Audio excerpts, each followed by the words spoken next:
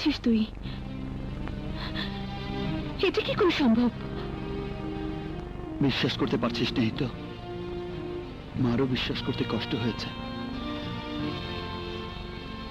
তবে আজ থেকে শুরু হবে আমার মায়ের অহংকার জয়ী করার জন্য নতুন করে এক যুদ্ধ। কি নিয়ে যুদ্ধে নামবি তুই? কি আছে তোর? আমার মায়ের দোয়া, সারা পৃথিবীর সমস্ত মায়ের দোয়া। তুই দেখিস কাজল, আমি ওই ধনীর অহংকারী মেয়েকে শুধু দিনমোহরের কোটি টাকায় ফিরিয়ে দেব না, ওর সমস্ত অহংকার মিথ্যে করে দিয়ে ওকে ওর প্রাচুর্যের সিঁড়ি থেকে টেনে এসে আমার মায়ের পায়ের নিচে এনে ফেলবো।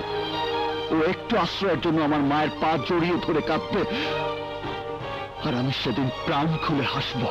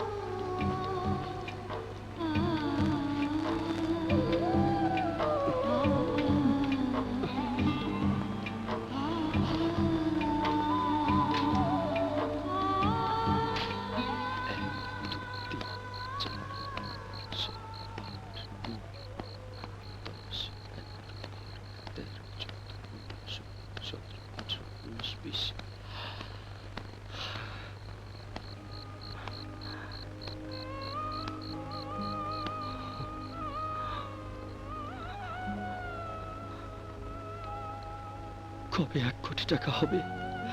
কবে আমি আমার মাকে মুক্ত করে আনবো? বাইরে হ বুড়ি আমার বাড়ি থেকে। এত রাতে আমি কোথায় যাব বৌমা? জাহান্নামে যাবি। তোর ছেলে টাকা জোগাড় করার নাম করে ভেগে গেছে। আমি তোকে বসিয়ে বসিয়ে খাওয়াতে পারবো না। যা ভাগ।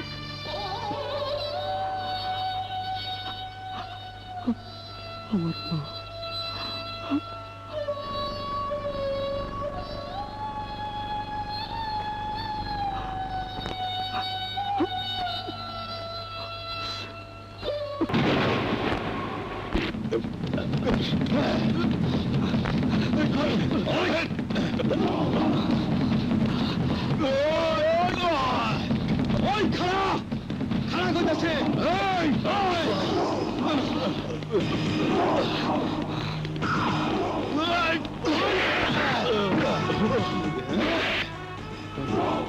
তুই জানিস না ওকে মারার জন্য 10 লাখ টাকার কন্ট্রাক্ট নিয়েছি আমরা। 10 লাখ? ভাগ চাইলে ভাগ পাবি, আমাদের দলে চলে আয়। বাবা, তুমি ওকে বাঁচাও, আমি তোমাকে 20 লাখ টাকা দেবো। 10 লাখের চেয়ে 20 লাখ তো অনেক বেশি টাকা।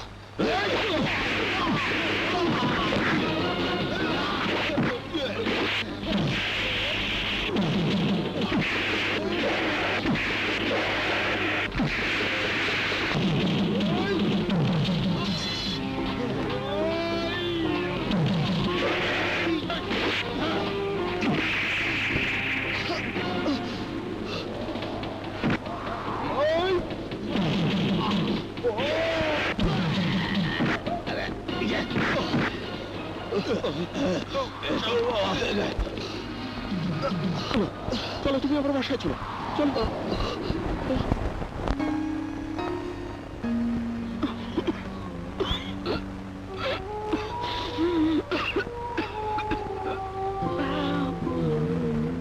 কি হচ্ছে? নিন পানি।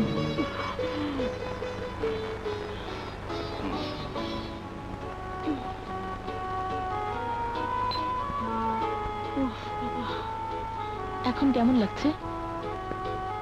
ভালো লাগছে মা, নিঃশ্বাস নিতে পারছি। আপনি খান। আচ্ছা।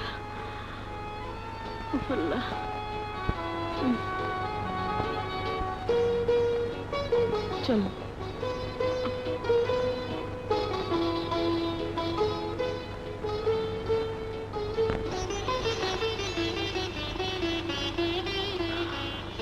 মুখে যাই কোক, ছেলের বউ তো। এটা কি দেখালি তুই? হঠাৎ করে ছেলের বউ সাজার ইচ্ছে হলো কেন? তোর কাছে কি তাই মনে হয়েছে? আমার কিন্তু কোনো কিচ্ছু সাজার ইচ্ছে হয়নি। আমি যা করেছি ওই জায়গাতে যে কেউ থাকলে একই কাজ করব। তোর আরো কিছু জানার ইচ্ছে থাকে তাহলে শোন, আমার শত্রু কিন্তু ছেলে, ছেলের মা নয়। তারপরও মনে করিয়ে দিই, এই মা কিন্তু ছেলের অহংকারে অহংকারী মা। তাই এমন কোনো ব্যবহার তোর করা ঠিক হবে না যে ব্যবহারে মনে করতে পারে তুই দুর্বল হয়ে যাচ্ছিস। আমি যে কি তা আমি নিজেই খুব ভালো বুঝি। আমাকে নিয়ে তোর চিন্তা ভাবনা করার দরকার নেই। তোর আর কিছু জানার ইচ্ছে আছে?